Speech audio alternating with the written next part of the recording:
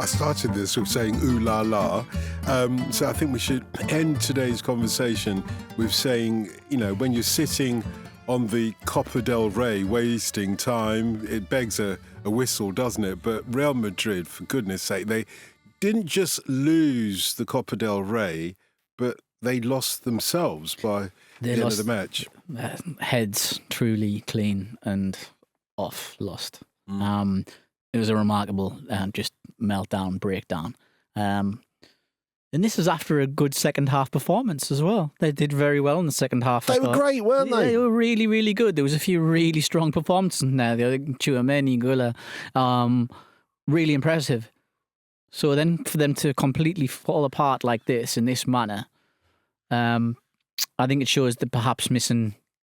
I think when an incident like this occurs, that they're missing the cool old heads of your Modric, Kroos before. I wonder if this happens in this previous Real Madrid team before switching to this one. It was really poor. It was a real loss of their control. And I think Rüdiger to get the 6-game ban that he has got, he's a very, very lucky boy. I was expecting 12, and you got to remember he's carrying an injury as well, so he's probably going to see it out with those games with the injury as well. So he's a very lucky boy on a couple of levels. It's funny because there's been a massive outpouring of outrage in Germany about this as well, and people have been sort of discussing, he should be dropped from the national team, and he should be. I wouldn't go that far. I think that's ridiculous. Yeah. I thought it was really disappointing from him, and he deserved a bigger ban. But come on, that's just, I don't know. Yeah, you can't be chucking stuff at the referee. Right. But having said that,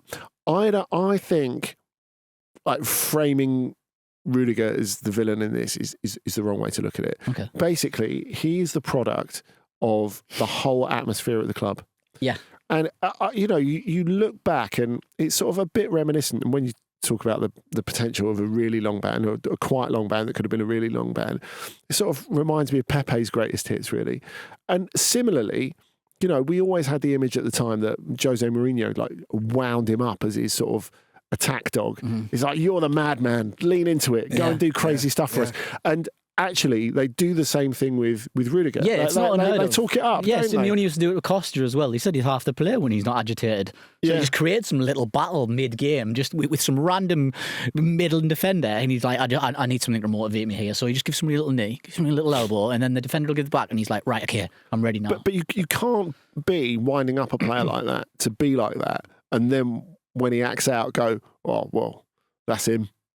Yeah. Can you? You can't do that. But I think it was interesting because directly after that, Real Madrid realised that they, for the first time really, that they'd gone a bit far, because Rüdiger comes out, obviously prompted by the club, to say, the way I behaved was really out of line. There was no excuse for it. I apologise to the referee and everyone else I've disappointed, is the way he put it. And it's the first real sense of humility that they've really shown, because you look at Ricardo de Burgos Bengochea and how the build up to the game really, Real Madrid have been complaining about him playing decisions that he'd made that they weren't happy with on Real Madrid TV, and of course you got him crying in the press conference before the game and kind of taking back the narrative from them. And the fact that after that, the way they responded was, oh, well, we've got the rights. We can show them if we want. It's unreal. And I think that kind of takes the responsibility away from the players, doesn't it? Mm-hmm. To say, oh, the deck's stacked against us. One, if you're Real Madrid and you're saying the deck's stacked against us, that is ridiculous. But two, you're allowing the players to have an excuse. Do you know, here we are talking about it, and I don't think we've actually explained what happened with Rüdiger. It happened after the match. And, let me quote NWA, Ice Cube is not for the pop charts. Do I need to explain any more than that? Because we've already mentioned that he was throwing things at the referee. Exactly. He threw something in the direction of the referee, and it's all spiraled from there. And I just think, has that overshadowed? Sorry, David, I cut you. Apologies. Has that overshadowed the game? Well, I think it has. I think it has. The game was one of the best cup finals you ever see. Brilliant. It was amazing. I think Classico's got quite a lot of spice back as well. I've been on this show a few times and I've said I don't think Classico is anything like it used to be. There's no real spice there, but I think it's back there now. Do you think because Real Madrid have lost it enough times in a row? And I don't mean lost it as in their minds. Yeah. I mean as in the actual result. I think the referee climate as well. It's swung back from. I think Atleti Real Madrid has been the game for the past few years. That's been the must watch. That's the one where if you want to see that sort of like real tete-a-tete. You were talking about how Rüdiger was quite fortunate to only get banned for 6 games. Of course, Lucas Vazquez, who was also red carded at the end, gets banned for 2. Jude Bellingham, who has to be wrestled away from the referee by some staffers, doesn't get banned at all. He's got the Xabi Alonso gene, where he gets involved in shit, but always seems to come out very clean. Obviously, we can't talk about this without talking about Carlo Ancelotti, because this might end up being, one of the last matches that he oversees Real Madrid in. However, and when you said, Andy, that Rüdiger's behaviour reflects the sort of club culture to a certain extent. To what extent is Carlo Ancelotti, if not culpable, but then responsible for the atmosphere? Well, clearly he's there because he's someone who's not just a great coach, but very good at managing up, very politically adept, as he had to be at Milan as well, of course. Chelsea to a certain extent, certainly at Bayern, and Napoli too. But I think here, it is not a good look for him. It looks as if it has slipped from his control a little bit. But I guess the question is, how long can you be in proper control at somewhere like Real Madrid? I think for him, I think what has been clear this season, as David said, the absence of bona fide leaders has been pretty clear on the pitch. Now, Ancelotti is very good at giving the players responsibility. But what if the players aren't ready for that responsibility? And that is what they've often looked like in big games this season.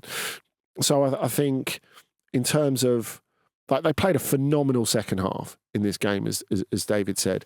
On the back of that second half, now well second best in the first half, by the way, Barcelona will comfort you. When Tchouaméni scores to put them 2-1 up, they think they've won the game. And when they don't really seem to be able to deal with it. Now, that's the thing that surprises me. When you look at a team of this stature, serial winners, that's remarkable that they don't manage to manage that a little bit better. And if you think of the Koundé winning goal in extra time, comes when it seems kind of symbolic, doesn't it? Modric plays quite a tired, careless pass that underlines the fact that he's been lent on way too much this season at the age of 39. And Koundé just says, right, I'm having that, and smashes it in before, with Real Madrid still looking at, hang about, you're having a shot.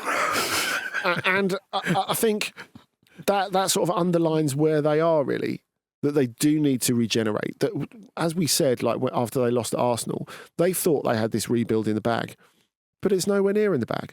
And I think Ancelotti has never really been a coach for a rebuild anyway. So regardless of all the other reasons that you might think it's the end of Ancelotti's time at Real Madrid, I think this has to be one of them. It has to be a blank canvas and maybe a slightly younger coach. Do you have any one particular in mind, David? I think there seems to be only one name. But I'm barely seeing any of the names linked with this job. It's hilarious. It just feels like it is made for Xabi Alonso. And I think he's the sort of change that they need as well. I think and again, just to clarify, Ancelotti is a very good tactician. Absolutely. I'm not saying he isn't, but it isn't the main thing that he utilises as a manager. He relies a lot, like we've been over before, about the characters and about having those, the vibe, the feeling in the dressing room, I think they rely upon a lot. I think they need to move away from that. And now there is a time, okay, now we need some very... And especially when we look at what PSG and Barcelona have done with their new coaches, a bit more of a defined style and structure within how they are. And I think Xabi Alonso is there to bring that. And I think it will be extremely fresh and the players will rise to it after 4 or 5 years of a different method of playing, of going out. They need that defined style. When we talked about that lack of... sustainable leadership, though. I think it's quite interesting that one of his most important signings at Real Madrid, Bayer Leverkusen, Granit Xhaka, like to be, and he's said it so many times, to be me on the pitch. And as Simon Rolfes said, Granit is there to say the stuff that the rest of us are too polite to at the moments that it needs to be said. Does he need to bring, not necessarily Granit Xhaka himself, but does he need to bring in someone like that to be his muse? I don't think so. I think he's already there, and I think it's Fede Valverde. Right. I think you can shape him, mould him into that character. I think it's there anyway, to be honest with you. I think it's there naturally. But I think Valverde needs to be made that figure at the club now. And to never play right back again? God, no, please, no. He's just, you take him out. So you want him in the thick of things in the middle. Yeah. You want him to be that general. And I think Xabi Alonso could identify him as very much as Is it the right time for Xabi Alonso now? The optimum time, given that Real Madrid are unravelling, maybe this season they'll end up with nothing at all.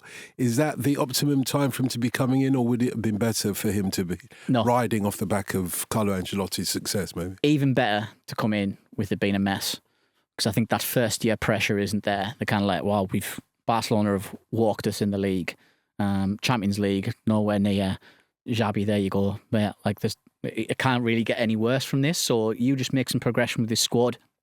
Of course, Real Madrid, you don't get a year off where you can go, oh, we need to build things. They'll still be tasked with winning everything. Of course, it's Real Madrid. But I just think there'll be less pressure there, to make things click instantly. I think they'll look at it and say, right, okay, this is the guy that can be 3 to 5 years and just win a lot if we get this very much right. I think he's just the ideal man for it. It really is. It all falls together nicely for him.